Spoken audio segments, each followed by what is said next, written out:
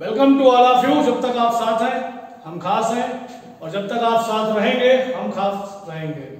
तो 11th class के students, कल मैंने आपको डायमेंशन का वीडियो भेजा था। डायमेंशन यानी क्या, विमा। उसमें सारी विमाएं मैंने आपको बता दी थी। एक बार फिर थोड़ा सा रिवाइज कर लीजिए। कोई भी लंबाई हो उसका मात्रक मीटर होता है, एल से डिनोट करते हैं। कोई भी द्रव्यमान हो मात्रक किलोग्राम होता है, एम से डिनोट करते हैं। कोई भी समय हो मात्रक सेकंड होता है, टी से डिनोट करते हैं। और कोई भी टेम्परेचर हो मात्रक केल्विन होता है, थीटा से डिनोट करते हैं। विमा मैंने आपको बताई थी, जैसे चाल बराबर क्या होता है, दूरी।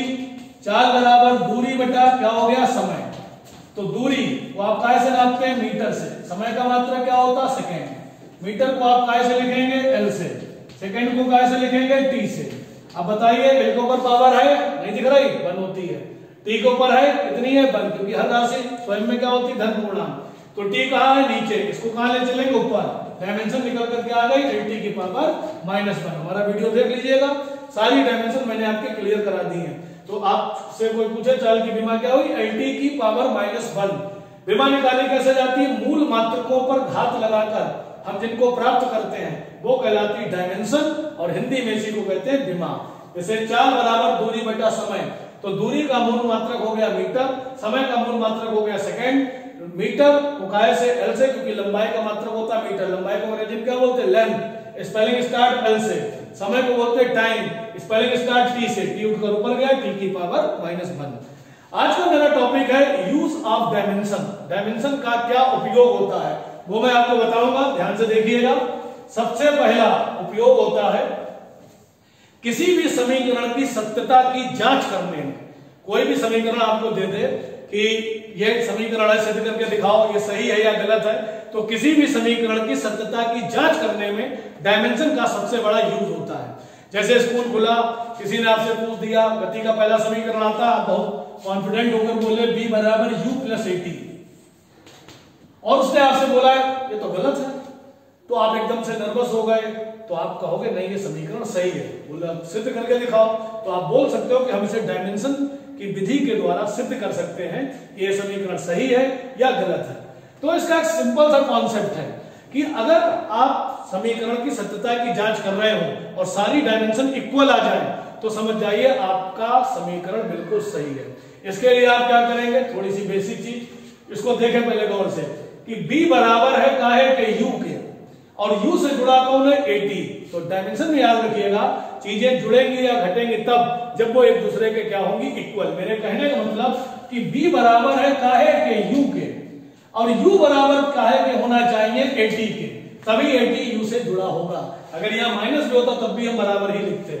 अब आप देख सकते हैं सबकी डायमेंशन अगर हम रखें तो यहाँ पर b माने क्या है, वेग। कौन सा वेग, लास्ट वेलोसिटी, अंतिम वेग। u माने क्या है, इनिशियल वेलोसिटी यानी प्रारंभिक वेग। a माने क्या है, एक्सीलरेशन यानी क्या, त्वरण। और t माने क्या है, टाइम। सारी डायमेंशन मैं आपको बता चुका हूं। आप यहाँ पर डायमेंशन देखिए कि वेग की विमा lt की पावर -1, वेग की विमा lt की पावर -1, एक्सीलरेशन की विमा lt की पावर -2, और टाइम की विमा कितनी हो गई, t। अब आप सॉल्व कर लीजिए, lt की पावर -1, lt की पावर -1। अब जरा गौर से देखिएगा, L है ये रहा, t की पावर -2, t की पावर +1, और -2 + 1 क्या हो जाता है, -1, यानी t की पावर -1। आप गौर से देखिए कि तीनों डायमेंशन बिल्कुल इक्वल है। तीनों डायमेंशन बिल्कुल इक्वल है, यानी आपके द्वारा लिखा गया समीकरण सही है। अगर सभी विमाएं बिल्कुल समान है तो आपके द्वारा लिखा गया समीकरण बिल्कुल सही है। एक और उदाहरण के लिए, आप कोई भी उदाहरण, कोई भी एग्जाम्पल आप दे दें और विद इन सेकेंड आप उसका उत्तर निकाल देंगे। जैसे किसी ने कहा ये वाला, अच्छा सॉल्व करके दिखाओ कि b² बराबर u² + 2as। सिद्ध करके दिखाओ ये समीकरण सही है या गलत है। तो सबसे पहले आपको वर्ड मीनिंग पता होनी चाहिए कि b माने वेग, ऐसा वेग, अंतिम वेग। वेग और चाल एक ही बात होती है, बस राशियों का फर्क होता है। u माने वेग, कैसा वेग, प्रारंभिक वेग। a माने त्वरण, s माने विस्थापन। ठीक, अब इसको मैंने आपको क्या बताया कि b² बराबर है u² के बराबर है 2as। घबराने की बिल्कुल जरूरत नहीं। अब कुछ बच्चे सोच रहे होंगे सर प्लस लगा था आपने बराबर कैसे कर दिया। यार कोई चीज आपसे कब जुड़े? तुम अच्छा हमसे क्यों जुड़े हो बताओ? क्योंकि तुम्हें पढ़ना है, हमें पढ़ाना है, इसलिए हम लोग आपस में जुड़े हैं ना। अब एक साइकिल रिक्शा चलाने वाला आदमी हमसे थोड़ा जुड़ेगा, उसका काम अलग है, मेरा काम अलग है, तो हम लोगों की जरूरतें सेम है, हमारा काम सेम है, इसलिए हम एक दूसरे के जुड़े, यानी हम लोग इक्वल है। तो 2as u स्क्वायर से तब जुड़ेगा जब 2s का मान u स्क्वायर के क्या होगा? बराबर। डायमेंशन रख दें, वेग की विमा lt की पावर -1 क्या लगा है? स्क्वायर। वेग की विमा lt की पावर -1 क्या लगा है? स्क्वायर। 2 की विमा बताइए। अच्छा, बोरे मन की हरकतें चालू हो गई। 2 की कोई विमा होती है? गिनतियों की कोई विमा नहीं होती। कल मैंने बताया था कहते जुड़ जाए भाग में स्क्वायर। संख्याओं का कोई जब मात्रक नहीं होता तो उसकी विमा कहां से होगी? तो 2 तुम्हें आंखों से दिख रहा है लेकिन है नहीं। क्या बचा? ए माने त्वरण की विमा बताओ lt की पावर -2। अब ये क्या है? s माने विस्थापन। विस्थापन का मात्रक क्या होता है? मीटर। विस्थापन होता है क्या? तुम सीधे जा रहे थे, हमने आवाज दी हो गए, तो ये क्या होगा? विस्थापित। लेकिन आपने क्या तय करी? दूरी मात्रक मीटर, यानी काय से बस फिजिक्स खत्म। मैथ चालू। चलो मैथ लगाओ। बोलो L के ऊपर क्या लगा है? स्क्वायर। बोलो 2 एकम 2 का है का -t की पावर -2। फिर से बोलो L का क्या हो गया? स्क्वायर। बोलो 2 एकम 2 का है का -2। फिर से बोलो LOL L स्क्वायर t की पावर -2। अरे यार पूरी आंखें खोलो, चिल्ला के बोलो क्या? L स्क्वायर t की पावर -2 L स्क्वायर t की पावर -2 L स्क्वायर t की पावर -2, यानी सभी ओर की डायमेंशन समान है, इसलिए ये वाला समीकरण भी सही है। अब जितना आप सही जवाब दोगे तो आपको चैलेंज देने वाला उतना ज्यादा फ्रस्ट्रेट होगा। और मैंने तो आजकल देखा है कि अगर आप क्लासरूम में नंबर, पता नहीं यूपी बोर्ड की यार क्या साइकोलॉजी है, नंबर खराब आते हैं उसके खिलाफ कोई आवाज नहीं उठाता है, कोई कुछ कहता ही नहीं है। सीबीएसई का रिजल्ट देखो, 600 में 600 नंबर है, मतलब ये वरदान में लिए गए पुत्र और पुत्री हैं। हम लोग तो वैसे ही गिनती में है केवल, और हम लोगों ने कोई भी उसके लिए कुछ कहा ही नहीं। तब भी हमने कोशिश करी, एक वीडियो हमने डाला है, फेसबुक पे पड़ा है, ज्यादा से ज्यादा उसे शेयर करिए सब लोग, कम से कम प्रशासन तक ये बात पहुंचे, यूपी बोर्ड को रियलाइज हो यार हमने कोरोना से पहले एग्जाम दिए, मेहनत से एग्जाम दिए, हम सरकारी स्कूलों में पढ़ते हैं, आर्थिक रूप से बहुत कमजोर है, उसके बावजूद हमारे नंबर ऐसे आ रहे हैं। कल को किसी भी, हालांकि कंपटीशन का दौर है, हमारे अंदर नॉलेज है, अच्छी बात है, लेकिन कभी जब मेरिट बनेगी तब हम स्टैंड नहीं कर पाएंगे। तो हमें तो पैसे भी बहुत कम लगानी है, तब भी हारेंगे नहीं, चिंता ना करो, बस दम लगाए रहो, लेकिन मन लगा के पढ़ा करो। अब जैसे आपने कहा मेरी 80% है स्कूल में, तो हमारे यहाँ के टीचरों की भी टेंडेंसी है, खड़े हो जाओ, बताओ गति का दूसरा समीकरण क्या है? आपने फटाक से बोल दिया S बराबर ut plus half at square, तो वो आपको इनकरेज नहीं कर रहे हैं, बोले बहुत काबिल है, बताओ समीकरण सही है या गलत है। अब तुम वहां पर नर्वस हो गए, तो आराम से कहना जी सर ये समीकरण सही है, मैं इसे प्रूव कर दूंगा डायमेंशन की विधि के द्वारा। कैसे? लिख के दिखाओ सभी लोग।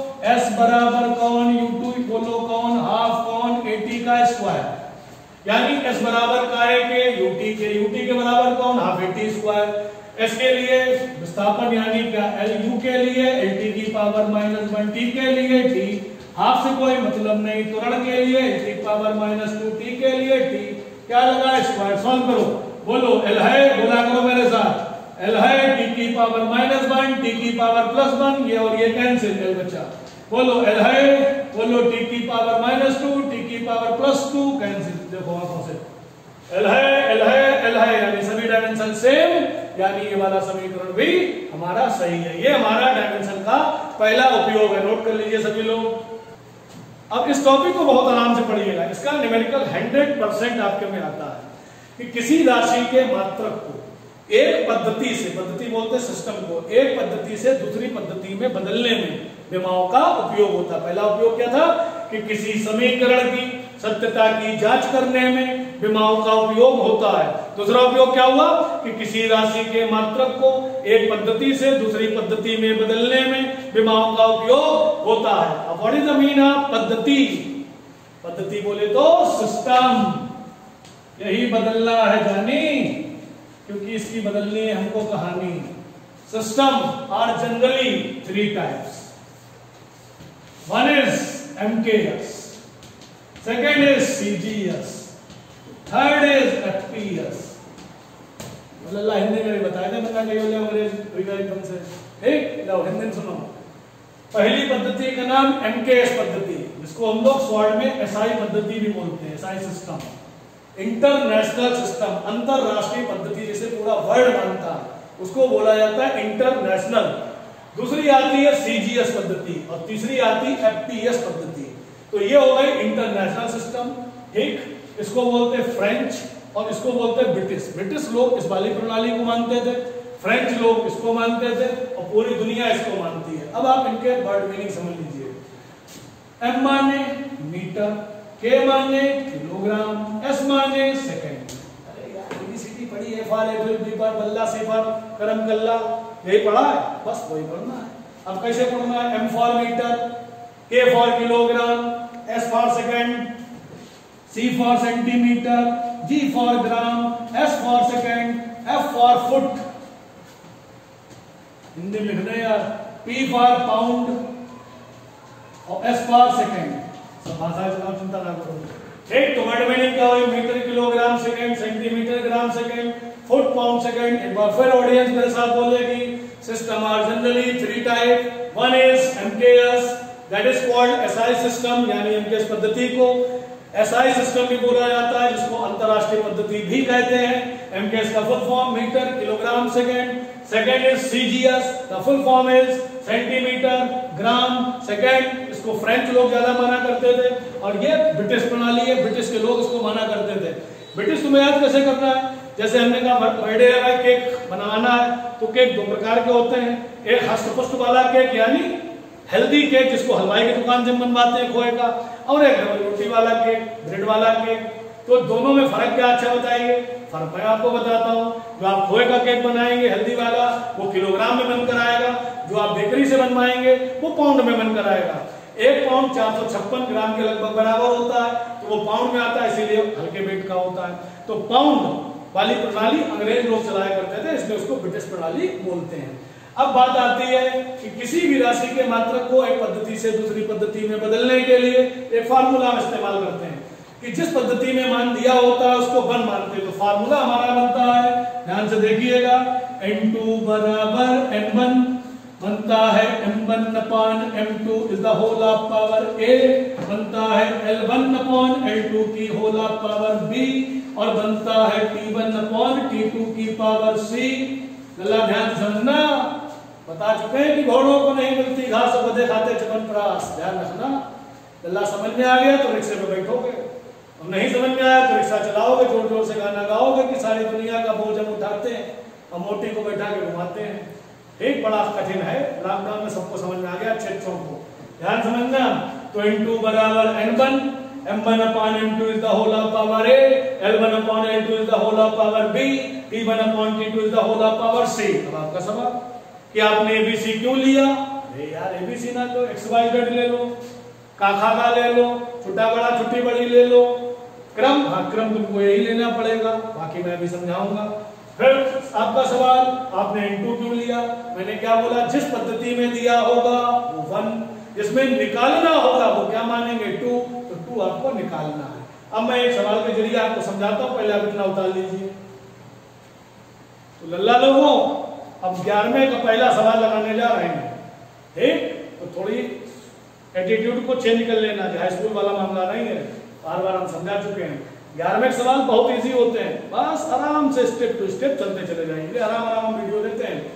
अब आपके पेपर में सवाल आया, एक न्यूटन को डाइन में बदलो। अब डाइन देके खुश होगा, देखो ना, तुम डाइन देख के बड़ा खुश हो गए हो। ऐसा डाइन होता कैसे बताओ?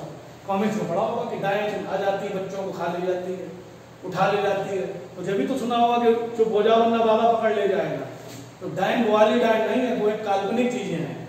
डाइन मात्रक है, काहे का? बल का। कौन सी पद्धति में? सीजीएस पद्धति में। तो मैं तुमको बहुत बेसिक कॉन्सेप्ट बताता हूँ। सबसे पहले न्यूमेरिकल में 3 बातें याद रखा करो, क्या दिया है, क्या चाहता है, क्या आप कर सकते हैं। तो सबसे पहले क्या दिया है? दिया है एमकेएस। क्या चाहता है? सीजीएस। यानी क्या कौन सी पद्धति में दिया है? एमकेएस। और क्या चाहता है? सीजीएस में। अब आप देखिए न्यूटन, बताइए न्यूटन किसका मतलब होता है? बल का। बिल्कुल सही जवाब। जवाब तो दे नहीं रहे, हम ही कह रहे, अपनी बेइज्जती थोड़ी करनी है। बल बराबर क्या होता है? द्रव्यमान, और गुणे में क्या होता है? त्वरण। ठीक लगा? तो द्रव्यमान के लिए क्या लिखोगे आप? m, त्वरण के लिए l⁻²। गलियां भी ध्यान से देखें, पता चला बीच में मेकअप करने चलेंगे आप, वीडियो वाला गायब हो जाए। बैठी रहना जितनी देर देखना। मिलाओ, मिलकर क्या आया? mL⁻²। अब देखिए इसमें तीनों अक्षर हैं, m है, l है, t है, और गिनती में क्या? 1। अगर गिनती ना भी होती तब भी आप 1 मानते। बताइए फार्मूला क्या लगाए? अभी याद कराया था, n2 बराबर m1, m1/m2 is the whole power a, l1/l2 की whole power b, t1/t2 is the whole power c। अगर वहां पर t नहीं होता तो यहाँ पर भी t नहीं लिखते। अगर यहाँ पर m नहीं होता तो शुरुआत कहां से होती? l1/l2 की पावर a, t1/t2 की पावर b। अगर l नहीं होता तो क्या होता? m1/m2 की पावर a, और यहाँ हो जाता t1/t2 की पावर b। यानी जो हमारे डायमेंशन में होगा वही हमारे फार्मूले में होगा। और दूसरी बात कंपैरिजन की। कंपैरिजन हाथों की करी जाती है, चेक करिए। बोलो m की पावर a, m की पावर, बस चुप होगा 1। जब कुछ ना नजर आए तो 1 होती है, तो a बराबर कितना हो गया? 1। बोलो l की पावर b, l की पावर 1। बोलो b बराबर 1, t की पावर c, t की पावर -2, c बराबर -2। और n1 का मान आप किसके देंगे? बराबर 1 के।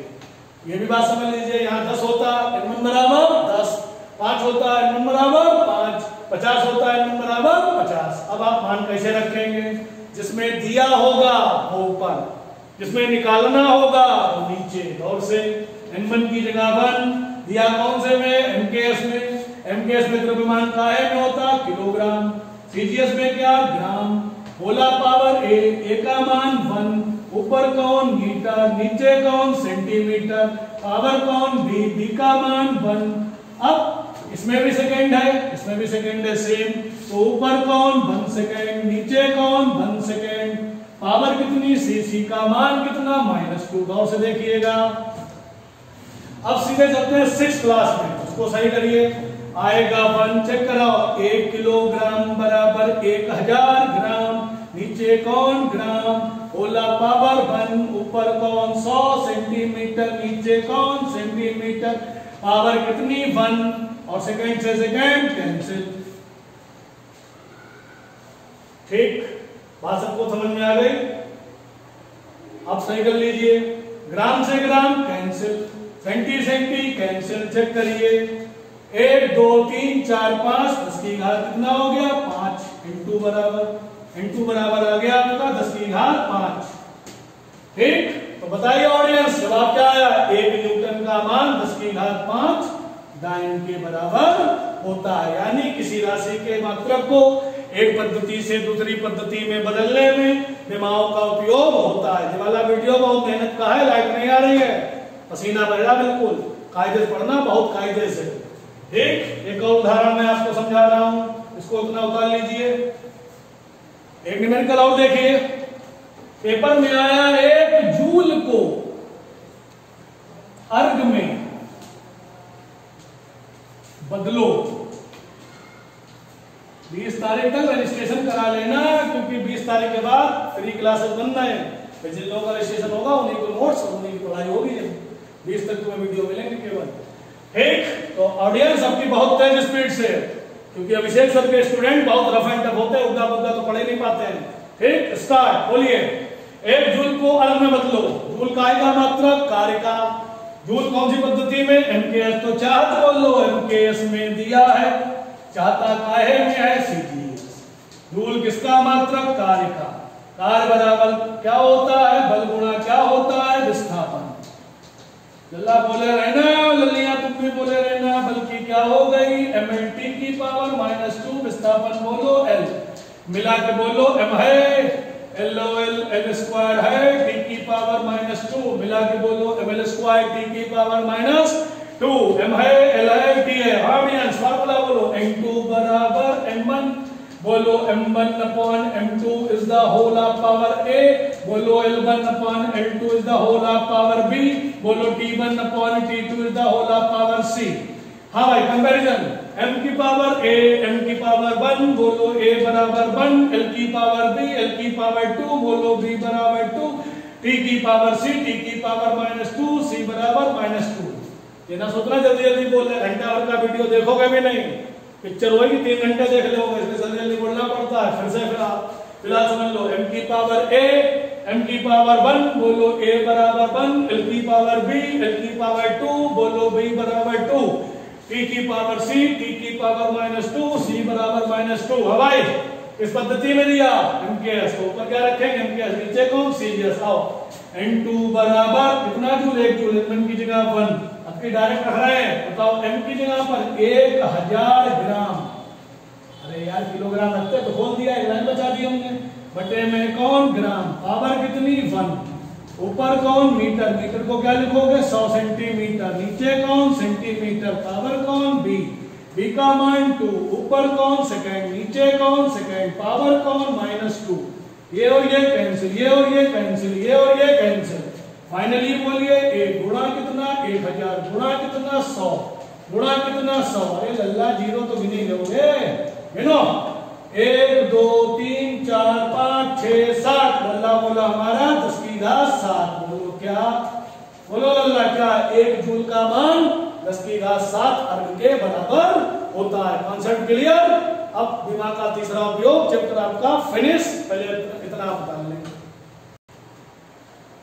अब दिमाग का तीसरा उपयोग आता है कि विभिन्न राशियों में संबंध स्थापित करना। जो आप सारे फार्मूले देखते हो, ये फार्मूले कैसे बने, कभी आपने सोचा कार्य बराबर बल गुणा विस्थापन क्यों बना, संवेग बराबर द्रव्यमान इंटू वेग क्यों बना, तो जब कई राशियों को आपस में कनेक्ट करते हैं तो फार्मूलों का निर्माण होता है। तो विभिन्न राशियों में संबंध स्थापित करने में भी विमाओं का उपयोग होता है। एक बार फिर सबसे पहले समीकरण की सत्यता की जांच करने में, नंबर 2 किसी राशि के मात्रक को एक पद्धति से दूसरी पद्धति में बदलने में, और तीसरा नंबर विभिन्न राशियों में संबंध स्थापित करने में। एनसीईआरटी की किताब खरीद लीजिए, साइड में कुमार मित्तल की किताब खरीद लीजिए सभी लोग, और उसमें एक्सरसाइज हम बिल्कुल एक सवाल आपको लगवाएंगे, तो उसमें एक सवाल मिलेगा, सवाल तो नहीं आप उतार सकते, मैं आपको केवल लगाना सिखा रहा हूं।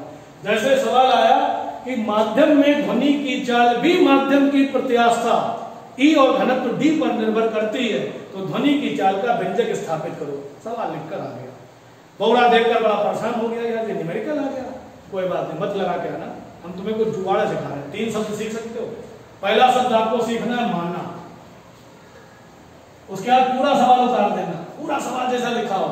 माना ध्वनि की चाल V, माध्यम की प्रत्यास्था, पहला अक्षर आया माध्यम की प्रत्यास्था, E की घात A, दूसरा अक्षर ये घात क्यों, क्योंकि अगर आप घात नहीं लगाओगे तो राशि कैसी होगी, विमाही। घनत्व D की घात B पर निर्भर करती है। आपको मैंने 3 अक्षर सिखाया। देखिए सवाल आया था कि किसी माध्यम में ध्वनि की चाल भी, माध्यम की प्रत्यास्था E और घनत्व D पर निर्भर करती है, ध्वनि की चाल का व्यंजक निकालो, ये सवाल था। मैंने 3 अक्षर बोले कि माना ध्वनि की चाल V, ये लिखा है V, माध्यम की प्रत्यास्था E की घात A, घनत्व D की घात B पर निर्भर, यानी डायरेक्टली प्रोपोर्शनल निर्भर करती है। बस एक अक्षर में पूरा बोर्ड भर दे रहे, देखो ध्यान से। इसको दिया हटा, लगाया बराबर नियतांक के E की पावर A, D की पावर B। भाई लोग, जिस नियतांक को हम आम इंसान लेते हैं उसकी कोई वैल्यू नहीं होती है। जिस नियतांक को कोई वैज्ञानिक बताता है, जैसे न्यूटन का गुरुत्वाकर्षण नियतांक, तो 6.67 वैल्यू उन्होंने दे दी, कूलाम ने वैल्यू दे दी, लेकिन इसे हम लोगों ने लिया। अब हमने K लिया, ठीक, आपने A लिया, किसी ने B लिया, इसकी कोई वैल्यू नहीं, तो K बराबर 1 रखकर आप इसे हटा सकते हैं। तो हो गया B बराबर E की पावर A और D की पावर B। समीकरण आपने इसको क्या मान लिया, 1। 4 स्टेप में ये सवाल लगता है।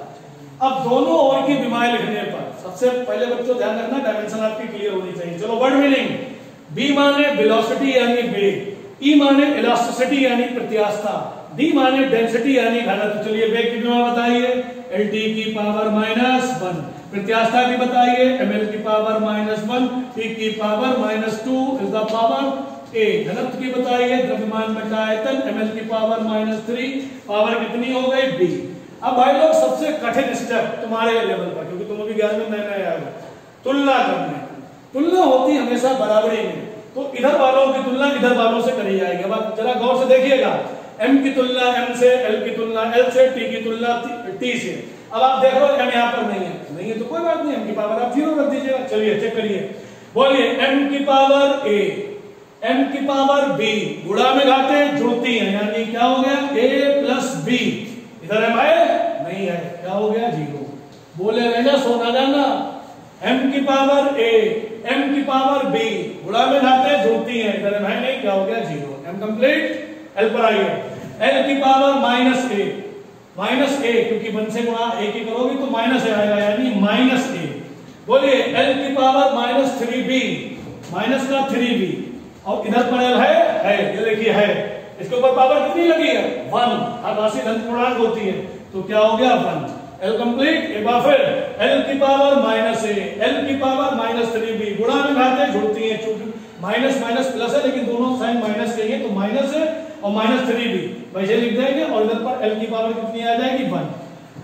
अब t की कंपैरिजन करेंगे, t की पावर माइनस 2, a से गुणा करेंगे कितना आएगा माइनस का 2a, और इधर पे t है कितना है माइनस का 1। बस थोड़ी सी मैथ लगा दो, माइनस से माइनस कैंसिल, और a बराबर हो गया 1/2। इस a का मान उठाकर आप यहां पे रख दीजिए, ये देखिए ये रखा मैंने, तो a की जगह पर 1/2 प्लस b बराबर 0, b बराबर कितना आ गया माइनस का 1/2। ये देखिए b का मान पता चल गया, ये a का मान, ये b का मान, a और b का मान उठाकर समीकरण 1 में जब आप रखेंगे तो क्या मान आएगा, देखिए इधर b बराबर e की पावर a का मान 1/2, d की पावर माइनस 1/2। भाई लोग ध्यान से, ये कहां है ऊपर, काय में माइनस, ये देखिए, तो b बराबर e की पावर हाफ, और इसको लाएंगे नीचे d की पावर हाफ, और दोनों के हाफ आप हटा देंगे, तो फाइनल आंसर इज b बराबर √e/d। बताइए सभी लोग फार्मूला क्या निकल कर आया, b बराबर √e/d। ये आपका पहला चैप्टर कंप्लीट हो गया। कल मैं केमिस्ट्री के नए चैप्टर के साथ आपके सामने फिर उपस्थित होऊंगा। सभी लोग जल्दी से जल्दी अपना रजिस्ट्रेशन फॉर्म भर लीजिए। कोचिंग आने का टाइम 5 से 6 है, और अगर शॉप आपको हमारी पता हो तो 2 से 4 बजे आकर अपना फॉर्म सबमिट कर लीजिए। 20 तारीख तक इस चैनल पर क्लास चलेंगी, उसके बाद हम लोगों का ऑनलाइन क्लासेस, पेड क्लासेस जिसमें आपको फीस पड़ेगी, उसमें आपको जोड़ा जाएगा। तब तक आप ये सब वीडियो देखते रहिए, खूब अच्छी तरीके से आपको समझ में आएगा। सारे प्रॉपर बने हुए नोट्स, प्रिंट आउट करे हुए नोट्स हम आपको बुलाकर देंगे, और एक एक सवाल बोर्ड पर लगाएंगे, जैसे एक लगाया ऐसे सारे सवाल लगाएंगे। थैंक यू, बाकी कल मिलते हैं।